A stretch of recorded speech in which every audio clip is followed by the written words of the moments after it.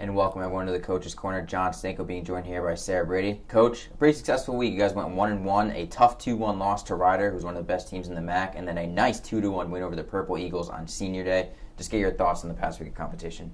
Yeah, I mean, the performance against Ryder was outstanding. I would actually say that was our best execution of tactics this season.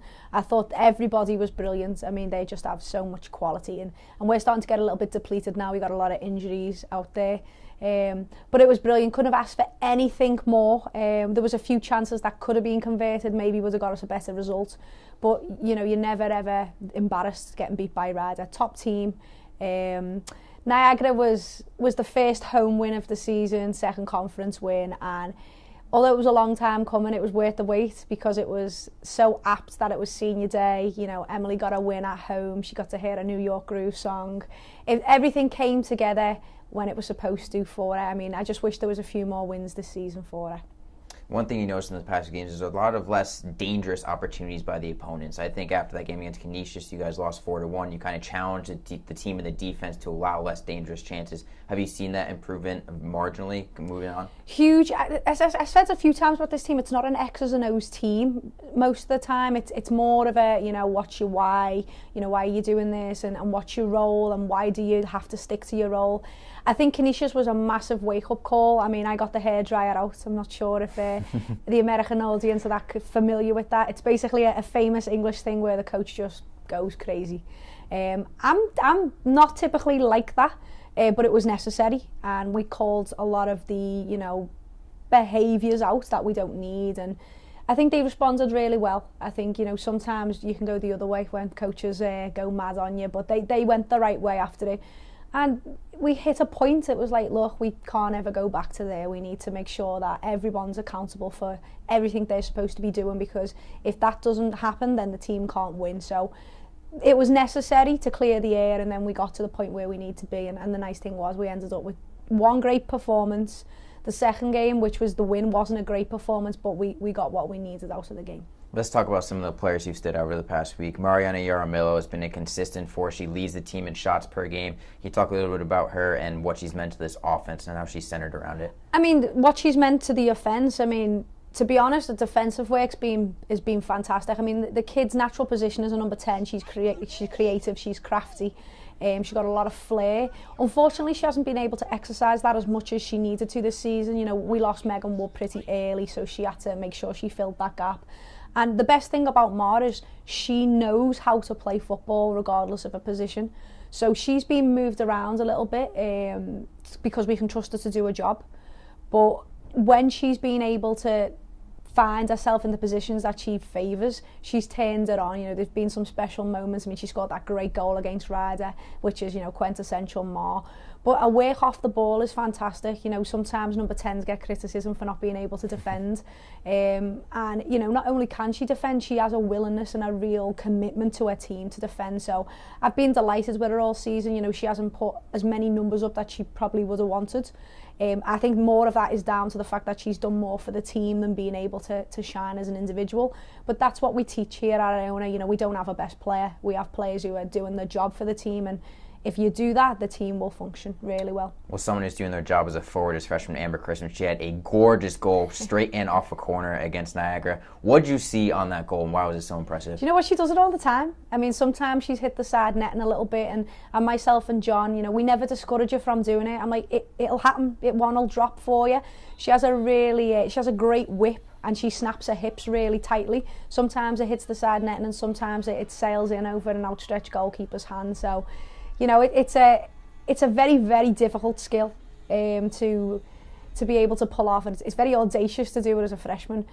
But the kid's brilliant. I mean, she's been fantastic this year. She's done some things that you wouldn't expect from a freshman. To have the confidence to do it. She's going to get better and better, but that was a very aesthetically pleasing one, wasn't it? But yeah. No one was surprised, if I'm being honest. She does it all the time.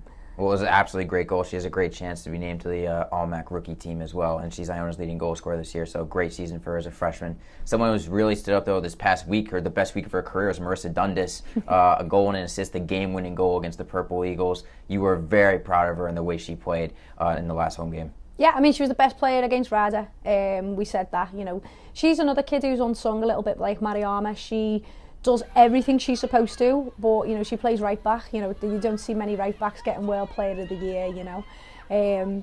But she's very good at the details. Like, she's really understood this year. You know, you're playing right back every game, but there'll be different kind of instructions on how to play the role, you know, depending on what the opponents are going to bring or what we can exploit in the way we want to play. And you know, Ryder, she was disciplined, she was determined, she did everything she could do to make them, you know, to neutralise them. She had a little bit more freedom against Niagara, and obviously it paid off because she pops up with the goal. Great assist from Bree. You know, Bree's central there. Bree actually had the shot herself, but we said, you know what, against Niagara, if you've got the shot, one more pass because there's someone who's completely open, because they have a very aggressive shift. You know, they put a lot of pressure on the ball, which exposes space on their weak sides, I think, as the Americans like to say. And, you know, Dooney exploited that space with a great late run, which we'd coached all week, and you know, she put the ball in the net. I mean, very satisfying from a coaching point of view. What we coached worked, but the kid's still got a lot to do. You know, she's come up at full speed, took a touch and buried it in the bottom corner. Fantastic performance all week from her. Yeah, no way the goalkeeper could stop that one. And Saturday was senior day. I know it's an emotional day for the players.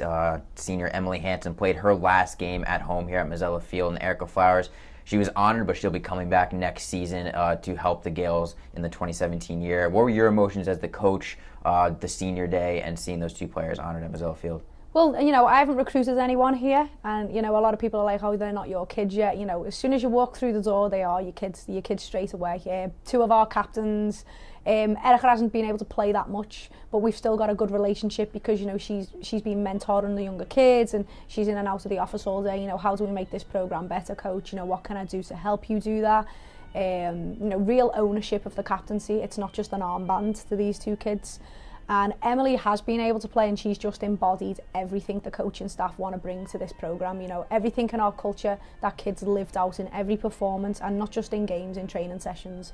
You know, she's a motivator, she's a leader, she's an example.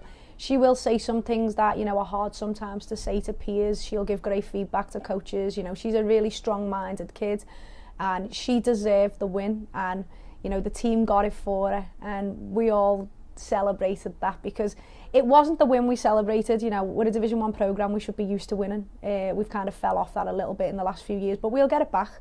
But we won for her, and that was the big celebration. You know, she goes out the way she should have experienced a few more things here. She should be on top all the time. A kid with that much to give should be going out on top, and we were very proud of her. Where you're going to get that winning culture back, you're building toward it. And a team that has a lot of winning culture is the Monmouth Hawks right now, the team that you play tomorrow. They're the top team in the MAC regular season champs. What's the biggest challenge heading into tomorrow's game, the season finale? Undefeated team, you know, fully funded programme, coach has been there a long time. Basically, they check every box for a winning programme. They're definitely an example to the rest of the conference on, you know, if you support a programme and you get, you know, great coaches in, and you give them a lot of time, they will build something that's a dynasty, to be honest with you. Chrissy's great, in my opinion, coach of the year. I think it's undoubted, right? She's undefeated. Great kids over there, you know, they really play a good brand of football. And, you know, it's a MAC game. We've got to match it. I mean, people didn't give us much of a chance against Ryder. It was our best performance of the year. Although we didn't get the result, we matched them. Monmouth's going to be similar. There is some chinks in their armour, and as we've said to the kids, look, you've won a game now and you've performed great because you really took the details on board. If you want to go into this game and be competitive against Monmouth, do those things and you will be. So they're really starting to understand the details now of this can be the deciding factor in the game.